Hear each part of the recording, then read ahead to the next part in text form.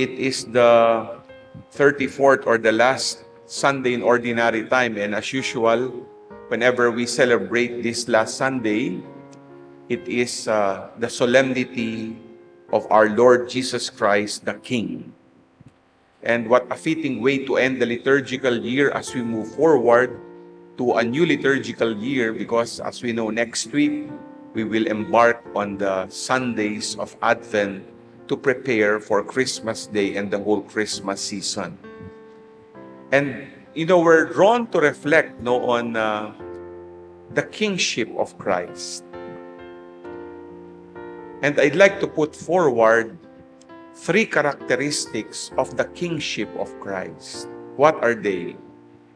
The first one, His kingship is a kingship of humility. Pagpapakumbaba. We heard in our gospel that Jesus, whom we know is God, the Son of the Father, allowed Himself to be interrogated by Pontius Pilate. One could just imagine what was happening before He was crucified. He underwent already, His passion, and here we see the Lord submitting Himself with all humility, humbling Himself before Pontius Pilate. Pwede namang hindi. But this is how He tried to fulfill His mission. Now, what is the message of Jesus for us given this humility?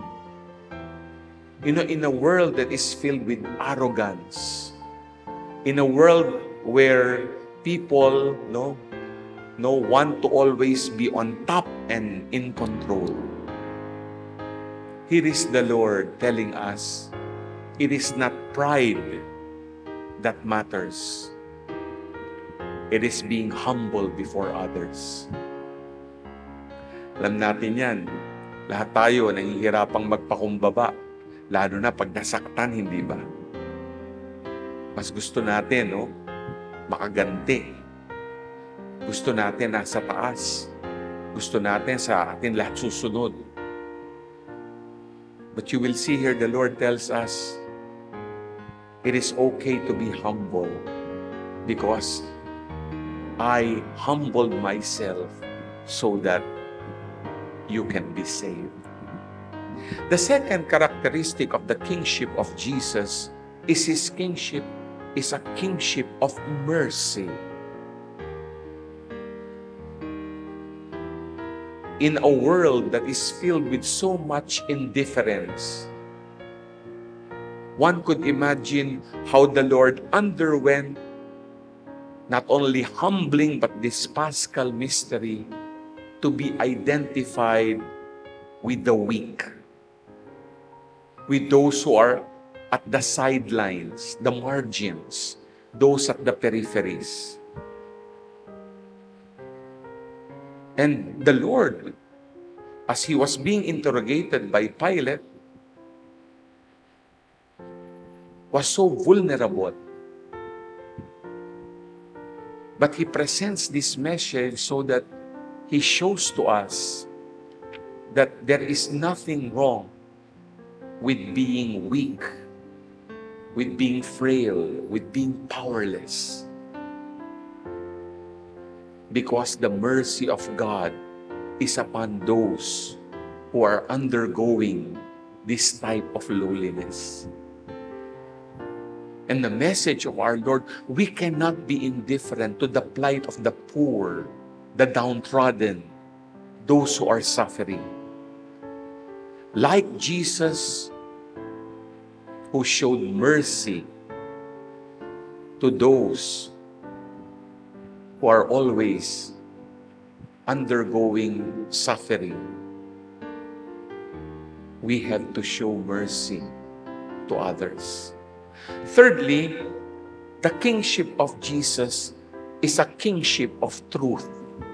Diba, ang ganda po dito sa ending, sabi niya, Jesus, you say I am king. For this I was born.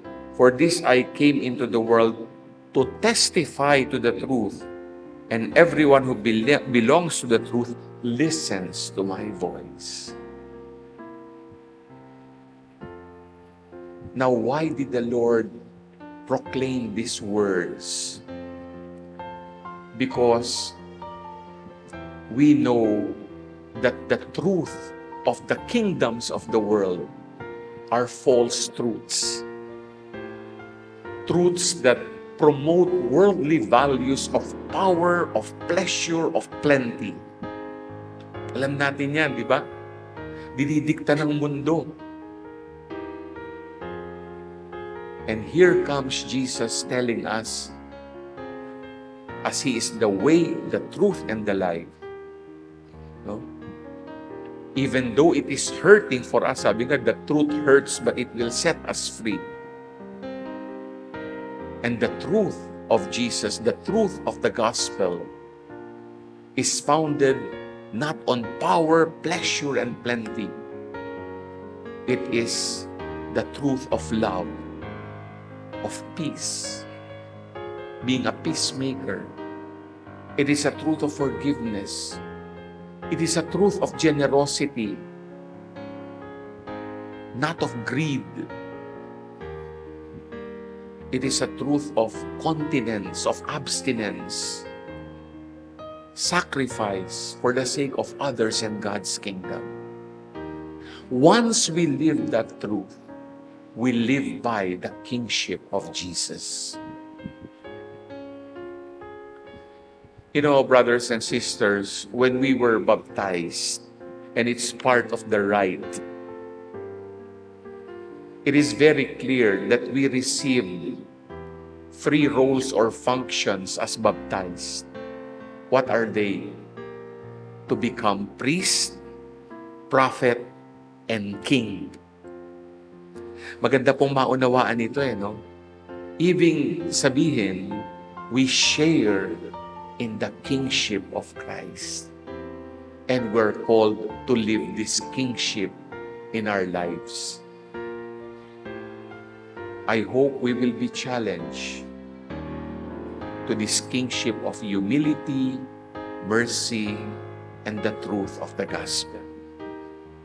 Only then can we really find fulfillment and meaning in our own Christian life.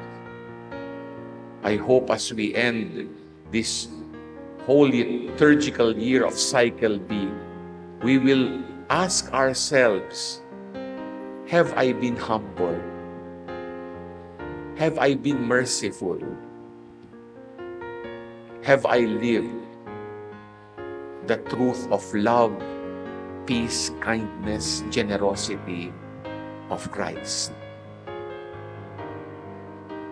If we say yes, then perhaps, given the first two readings, picturing the kingdom of God in the book of the prophet Daniel and the book of Revelation, we will look forward to God's eternal kingdom, to the glory of God in eternal life.